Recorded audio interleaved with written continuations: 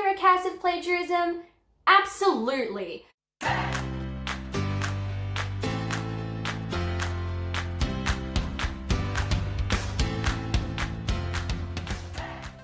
What's up, book nerds? I'm Lucky's Universe, and in this week's video, I'm going to be talking about why the selection is just the Hunger Games in pretty dresses with less death. Or is it? I'd like to stress that this is not a new idea. Everyone who's read both series probably knows exactly what I'm talking about. However, people tend to disagree on the degree of similarity, and it can be argued that the selection is not necessarily a copy of the Hunger Games and just a copy of every dystopian teen fiction ever. Which is, in my opinion, a valid point, because I believe that dystopian teen fiction is the most stereotypical and cliche of all the YA genres. Yes, that includes YA romance. Fight me, Karen. Am I accusing Kira Cass of plagiarism? Absolutely not. I'm not. I'm sorry. I'm not. That's not what I'm doing. I'm accusing dystopian teen fiction of being a basic bitch is what I'm doing. Dystopian teen fiction is that pick-me girl who thinks Visco is a personality and posts those half-faced crying pictures on her Snapchat story. This video will be structured in 4 parts. The first part will be discussing the plot of The Hunger Games by Suzanne Collins. The second part will be discussing the plot of The Selection by Kira Cass. The third part will be a comparison of the two. And the fourth part will be an overall review of the dystopian teen fiction genre and my final thoughts on the degree of similarity between the two series. Get yourself some tea and settle in. If you don't have tea, that's okay, because I will be giving you the tea today. For the sake of not having to repeat dystopian teen fiction over and over while I'm talking about it, I have abbreviated it to DTF. Yes, I'm aware that DTF stands for something different, but according to my YouTube analytics, we're all adults here, so let's try and be mature. This video will contain spoilers for both The Selection and The Hunger Games, so if you haven't read either of those series, just keep that in mind. For this video, I will be focusing only on the original series, with no prequels or novellas. I also will be centering my discussion mainly around the first book in each of the series, but I may venture into the other books if I feel like I need to. Okay. Let's get into it. The Hunger Games is set in a dystopian future where there is a rich and plentiful capital surrounded by 12 districts, all of which specialize in different trades and are of varying socioeconomic status. At one point in time, the districts rebelled against the capital, but they were unsuccessful, and as punishment, the capital created a yearly event called the Hunger Games, where a male and female tribute from each district will be picked and put into an elaborate arena to fight to the death until only one remains the victor. Before the tributes enter the arena, they spend a week in the capital basically being pampered or training, and they are paraded in front of the public. They do interviews. They have to garner public support because the citizens of the capital have the opportunity to sponsor tributes while they're in the arena, so it means they can send them like medicine or food or clothes or weapons, which can really make a difference when you're trying to survive. The main character of this story is 16-year-old Katniss Everdeen, who is from District 12, one of the poorest districts. Her father died in a mining accident, and her mother is not mentally well enough to care for the family, so it is up to Katniss to provide for her mother and her younger sister, Primrose. She also has a dark and handsome male best friend named Gale, who is not so subtly in love with her. When the tributes for that year's games are being selected, Katniss's younger sister gets chosen, so Katniss volunteers to go in her place. The male tribute is a boy, a baker named Peter, who is also not so subtly in love with Katniss, but she's got her own shit. She doesn't have the headspace to deal with that. Katniss and Peter go to the capital, they are pampered, they are dressed up, and they know that they have to try and get people to like them so that they'll get sponsors. Katniss is really uncomfortable because she's not like other girls. She doesn't know how to act with like luxury and finery, and she's really prickly, but everyone is trying to tell her to be like sparkly and shiny, like make people like you. Peter, on the other hand, is very well spoken and is adored immediately by the capital. Part of the pre-game process is an interview, and Katniss is really uncomfortable, but you know, she ends up being actually a naturally charming person without even trying, surprise, surprise. During Peter's interview, he lets it slide that he has a crush on Katniss, and everyone's like, oh my gosh, star-crossed lovers that can never be together.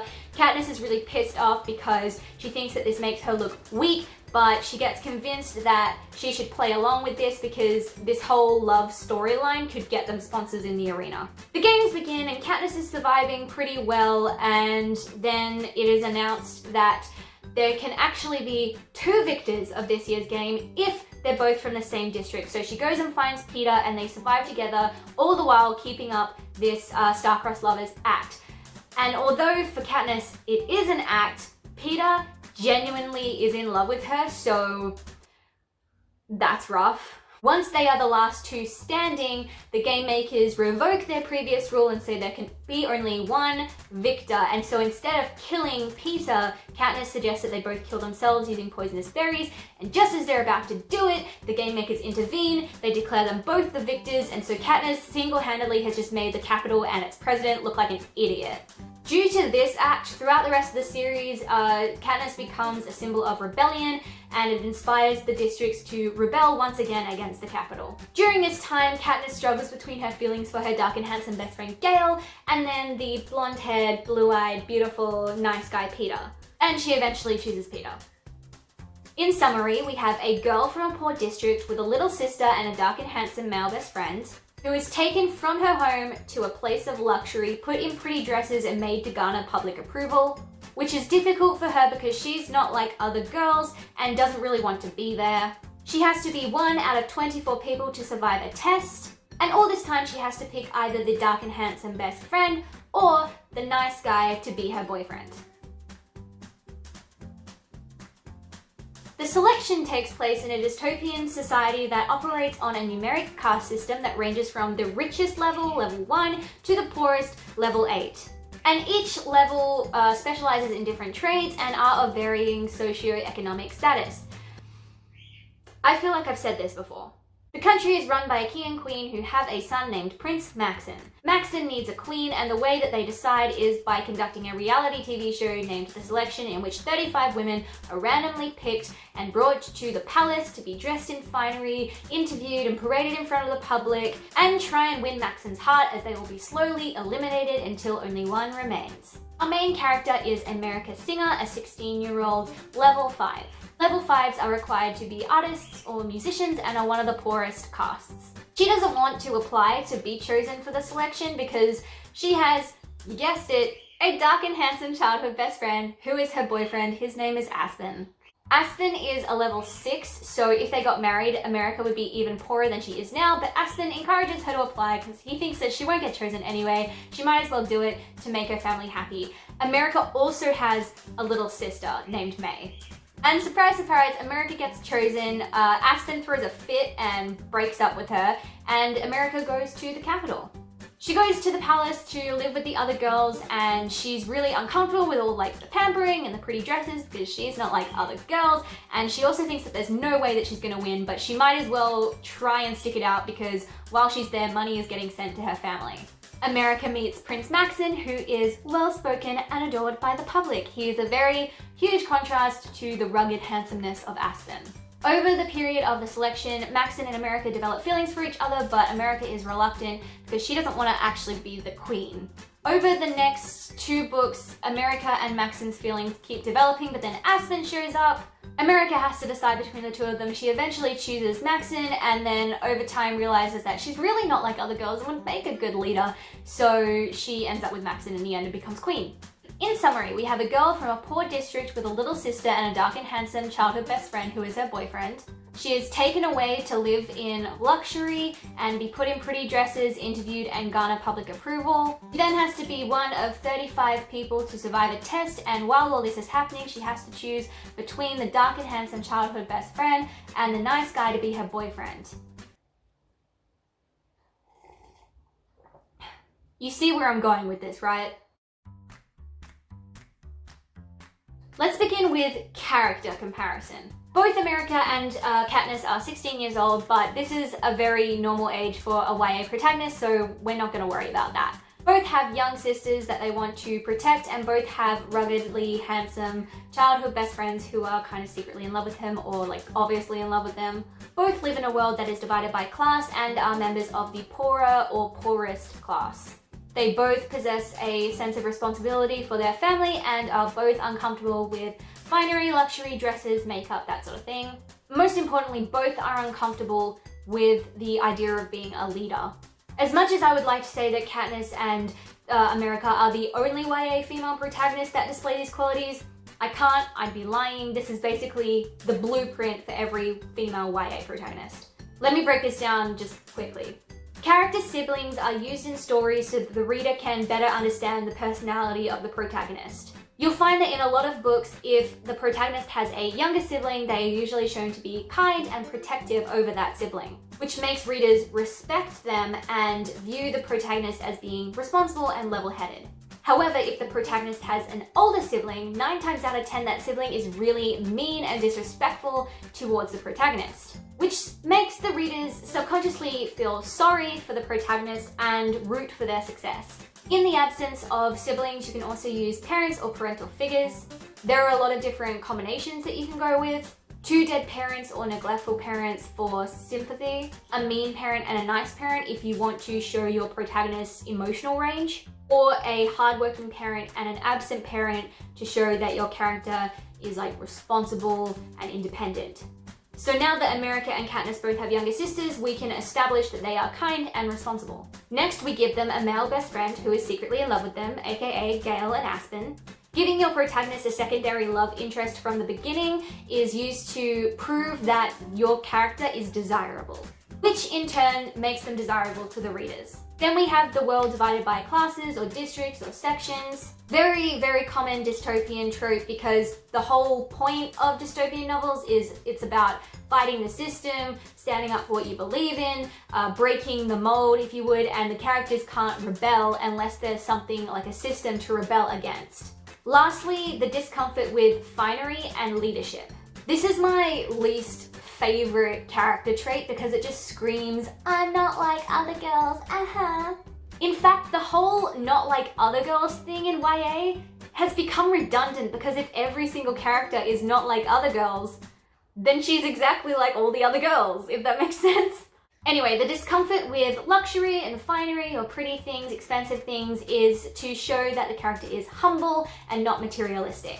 Being humble and not materialistic have been deemed by our society as attractive female qualities, which is why we see them used so often in books. This is the same for not wanting to be a leader. It shows a level of insecurity or a lack of confidence, which again, as defined by the patriarchy, are attractive female qualities. The reluctance to be a leader is, in my opinion, more of a subconscious choice that female authors will put into their books, because we've been raised to interpret female confidence as arrogance, and so we want to make our characters more likable. So now that I've explained how Katniss and America are similar and why they're similar, we can move on to finding instances where their characters differ from each other. The main point that springs to mind is that Katniss is a lot more realistic than America. When America starts to learn more about the world that she lives in and starts wanting to make changes, she comes up with all these ideas, but then is constantly shut down by Maxon. Maxon thinks that America is just too idealistic, and I can't say I disagree. America had good intentions but lacked the foresight and the ability to properly think things through and had this sort of attitude of like, if we just try, everything will work out. Katniss, on the other hand, was much more pessimistic. Whenever Peter came to her with his idealistic approach to the rebellion, there Katniss was to dull his flame and remind him that the world was fucked and probably a lot of things they wouldn't be able to change. Both ways of thinking have their positives and negatives.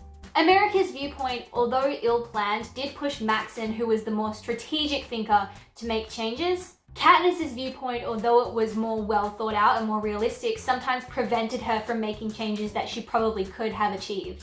She had the attitude of, it'll never work, so why bother trying? Though I have to admit I do prefer Katniss's way of thinking over America's. Perhaps that's because I'm more of a pessimist than an optimist. I like to manage my expectations, plan to fail, not get ahead of myself. Don't I sound like a wonderful person? So that's the character comparison, but what about the plot comparison? I touched on it in parts 1 and 2 about both of the plots sounding, unfortunately, quite similar. It's not so much the dividing society into sections which eventually leads to a rebellion, but more the events that lead up to the rebellion. The fact that both Katniss and America enter a competition for which there can be only one winner. Neither of them want to be there but decide to try because of their family. The competition involves getting dressed up, being televised, being paraded in front of the public. Just as the protagonist begins to develop feelings for the nice guy, the dark-haired best friend shows up. Both main characters are reluctant to be leaders but eventually accept their burden and become badass women, or as badass as YA protagonists can be, because unfortunately those are few and far between. That sounded so shady, I'm sorry. Anyway, in summary, the two plots are disturbingly similar. But how much of this can be contributed to just the dystopian genre in general? Or is this just straight up, can I copy your homework? Yeah, but change a few words though. We're down to the final part in what I'm now realizing is a very long video. Is the selection a discount Hunger Games, or is it just a product of a basic-ass genre? I grew up in what I like to call the Twilight Saga era. I started to get really into reading at about 11 or 12, right when the Twilight movies were being made and it was really popular. So most of the stuff that I read was supernatural romance. I didn't really venture into the land of dystopian teen fiction until middle school. I have to say that I was actually never really sold on the genre. A lot of DTF tends to mix in some sci-fi, and as someone who was never good at maths or science in school, a lot of the stuff just went over my head and I found it really boring and didn't really want to read it. I was also very romance focused when I was growing up, so if sometimes DTF just didn't have enough romance to keep me interested. But every now and then I do dip my toe into the DTF world.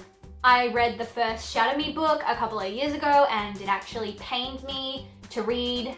If anyone loves this series, I would ask you now to please cover your ears and I will make this gesture when you can uncover them. Alright, cover your ears now.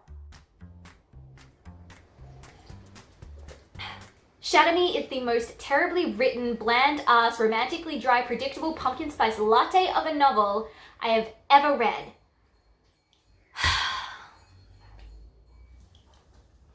The main reason I don't like DTF is because of how predictable it is.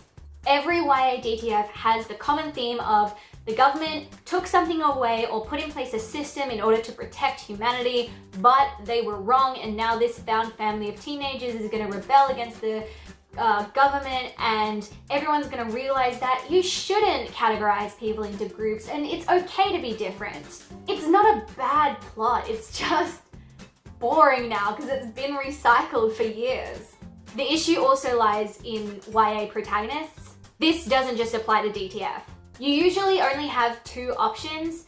You have girl who starts off kind and then ends up being a badass by the end of the series, or girl who is already a badass but is cut off from her emotions and throughout the series becomes kind, or kinder. Again, fine, just boring. Due to the predictability of DTF, it's a fair bet to say that Kira Cass didn't intentionally copy the Hunger Games. I mean, if you're gonna plagiarize a novel, you'd be smart enough not to copy one of the most well-known novels in the genre. However, when the selection came out, there were a lot of comments about the similarity, the most popular being that it was like the Hunger Games meets The Bachelor, I think. However, after all this discussion about their degree of similarity, I've come to the conclusion that Kira Cass did not copy Suzanne Collins' The Hunger Games, rather just worked within the blueprint of the DTF genre. I'm sure if you look back far enough, you could find 20 novels that make it look like The Hunger Games copied off them. You can't own a genre or a trope or an archetype, so recycling characters and plots isn't technically illegal in the book world. That brings us to the end of this video. I am so sorry for making you sit through all of this, but I'm even more sorry to my future self who has to edit this black hole of chaos trash. If you don't already follow me on TikTok, go check that out. I post some pretty cool stuff on there. I will also leave a link to my Goodreads and my Twitter down below. Thanks for listening, and I will catch you later.